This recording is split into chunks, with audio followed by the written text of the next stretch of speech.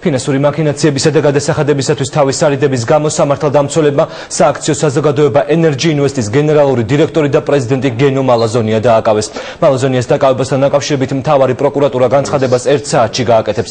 კომენტარი ამ დრომდე არ გაუკეთებიათ არც Energy Invest-ში. დაკავებული გენო მალაზონია Energy Invest-ამდე სახელმწიფო სამსახურში სხვადასხვა მაღალ თანამდებობებზე მუშაობდა. იყო საბაჟო დეპარტამენტის უფროსის მოადგილე, ანტიმონოპოლიური სამსახურის უფროსი, ეკონომიკისა და განათლების მინისტრების მოადგილეები, ასევე სახელმწიფო მინისტრის მოადგილე. მალაზონია ღამის კლუბ ბამბარუმსის ერთ-ერთი მფლობელია.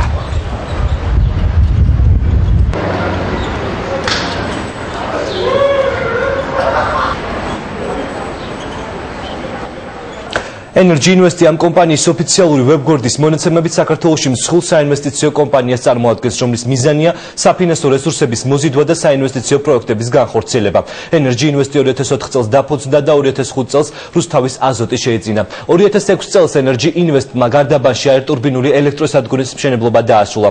Energy Invest-ის შვილობილი კომპანიები არიან კოსმეტიკა კომპანია Energy Blocker და შეზღუდული პასუხისმგებლობის საწარმო ტომარა. Energy Invest-ის ძირითადი ბიზნესი ქიმიური აზოტია, რომელიც სამხრეთ კავკასიაში აზოტოვანი საზუქის ერთადერთი მწარმოებელია. მე კიდევ ერთხელ შეგახსენებთ, რომ Energy Invest-ის გენერალური დირექტორი და პრეზიდენტი გენო მალაზონია ფინანსური მაქინაციებისა და გადასახადების დამალვის გამო დააკავეს. ქრონიკის ინფორმაციით მალაზონია გუშინ საღამოს ვაკეში საცხოვრებელ სახლთან აიყვანეს.